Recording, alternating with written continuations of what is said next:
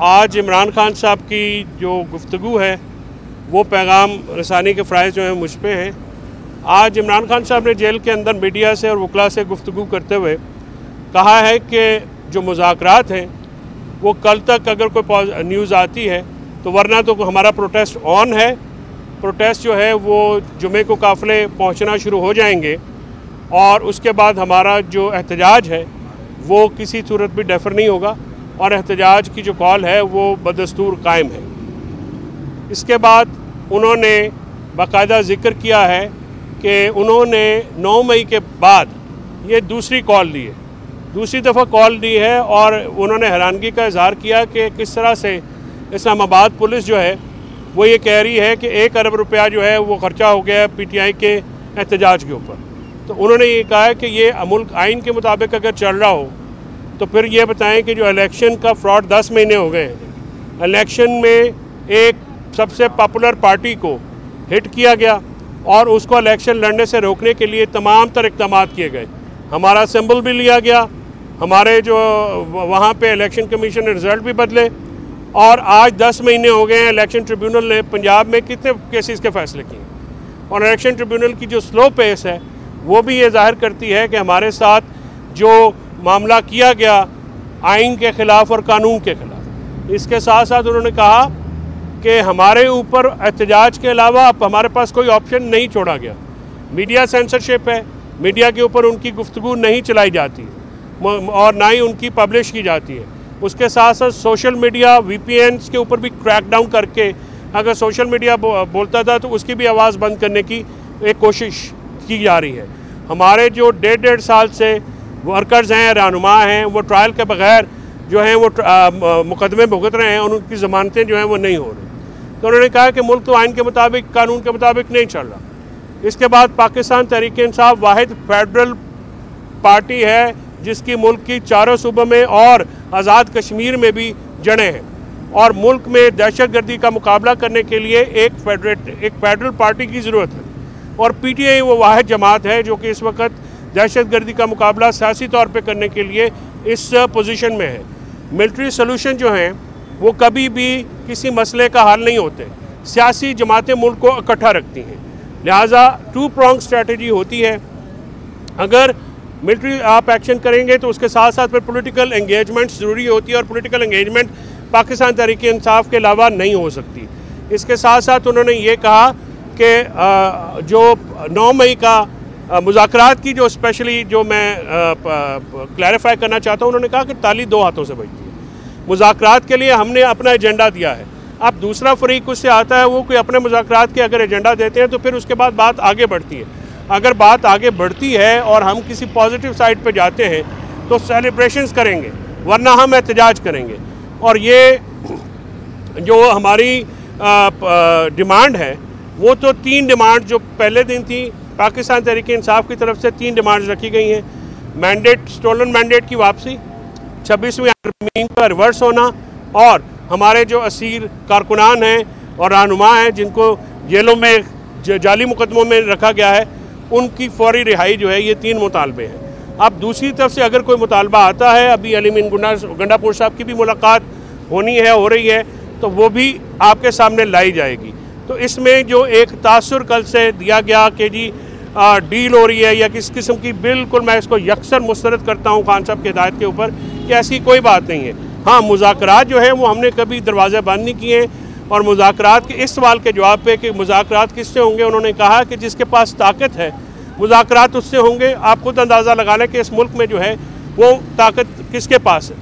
तो ज़ाहिर है मुज़ाकरात जो है उन लोगों के पास होंगे जो कि फ़ाइनल डिसीजन कर सकते हैं।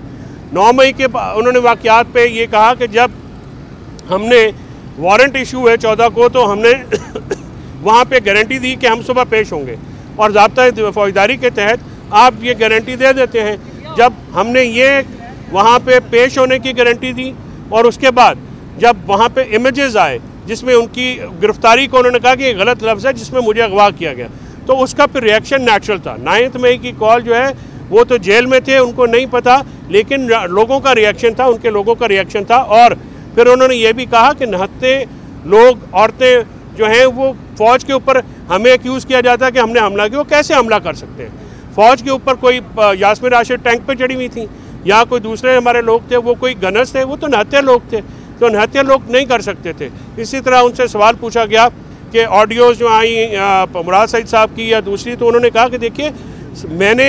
हमेशा पुरअमन कॉल एहतजाज की कॉल दी, किसी ने किसी भी इंस्टॉलेशन के ऊपर हमले को नहीं उकसाया। पुरअमन एहतजाज हमारा आइनी हक़ है और पुरअमन एहतजाज करने का हमें आइन और कानून हक़ देता है। इस हुकूमत ने 2 साल में हमें 2 जलसे करने की इजाज़त दी और उन जलसों के बाद भी हमारे वर्कर्स को, हमारे रहनुमाओं को जाली पर्चों में एंटी टेररिज्म के पर्चे करके उनको जो बुक कर दिया गया और एक फसाइयत और बर्बरियत जो स्टेट एट्रॉसिटीज़ हैं उनका निशाना बनाया गया। तो उन्होंने ये कहा कि हमारा जो एहतजाज है वो बिल्कुल ऑन है, मुज़ाकरात जो है वो ना पहले कभी इनकार किया है ना अभी इनकार करेंगे। अगर मुज़ाकरात जो हैं आगे बढ़ेंगे तो हमारा एहतजाज जो है वो सेलिब्रेशंस में मुंतकिल हो जाएगा, वरना हम अपने पूरी कौम को, उन्होंने दोबारा ये कहा है कि पहले जो उन्होंने कॉल दी 4 अक्टूबर को वो पार्टी के लिए थी, अब ये जो कॉल है 8 फरवरी के बाद 24 नवंबर की कॉल पूरी कौम के लिए, पूरी कौम अपने हकूक़ के लिए, आइनी हकूक़ के लिए, जुडिशल इंडिपेंडेंस के लिए, मुल्क में आइन और जमहूरियत की बहाली के लिए और जो हमारे 3 मुतालबात हैं उसके लिए बाहर निकलें, क्योंकि ये पाकिस्तान का फ्यूचर है, ये कौम का फ्यूचर है और मुल्क में डेमोक्रेसी को जो है वो rule of law, independence of judiciary और फ्री एंड फेयर इलेक्शन के बगैर नहीं चल सकती, लिहाजा उसको जो है वो रोका गया। तो आज की ये गुफ्तगू जेल के अंदर जो हुई वकला से और मीडिया से, मैं आपको एज़ यूजुअल जो है मैंने आपको दोबारा वो दोहरा दी, इसके बाद तो कोई बात बाकी रहती नहीं है। कोई सवाल है सर? फैसल भाई, कल से एक कंट्रोवर्सी पैदा होगी PTI के अंदर से कि जी खान ने ये नहीं कहा, उसने ये कहा, उन्होंने ये नहीं कहा, मीडिया रिपोर्ट गलत कर रहा है। आप भी मौजूद थे,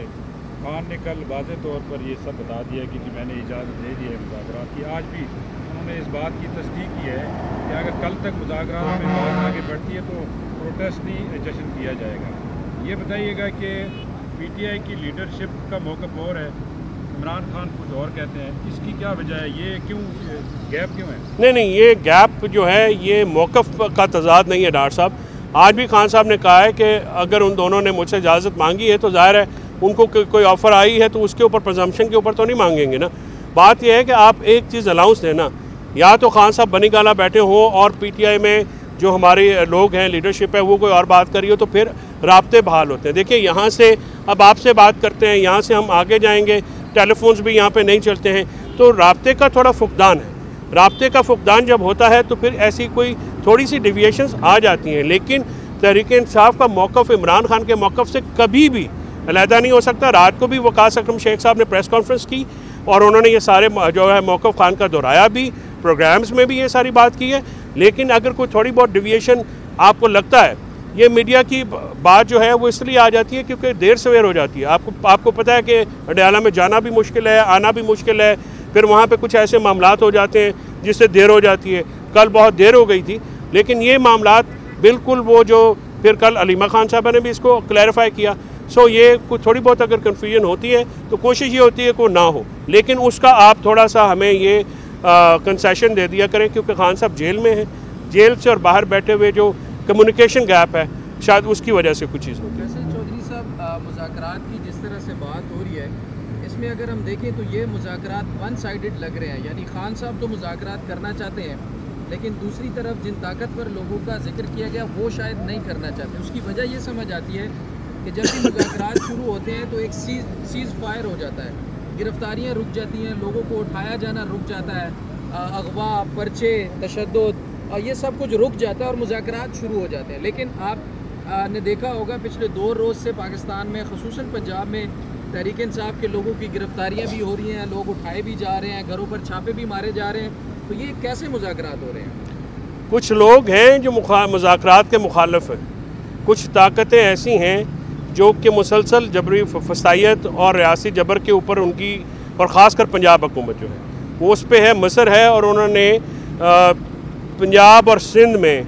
हमारे लोगों को गिरफ़्तार किया जाता है जब भी कोई इसका जलसे का या एहतजाज का अनाउंस होता है, एक टेरर करने के लिए। लेकिन इस बार इतनी पब्लिक निकलेगी इंशाल्लाह कि वहाँ पे आपको ये नंबर जो है ये इनको ये भी छोड़ने पड़ेंगे। तो एक कुछ लोग हैं जो कि विद इन द गवर्नमेंट जो है वो इस चीज़ को नहीं चाहते होंगे, सैबोटाज करने की कोशिशें होती हैं, लेकिन जमहूरियत और आइन बचाना जो है पाकिस्तान तहरीक इंसाफ ने हमेशा उसके लिए खड़ा हुआ है और आइंदा भी खड़े होंगे। हमारे लोगों ने बहुत कुर्बानियाँ दी हैं,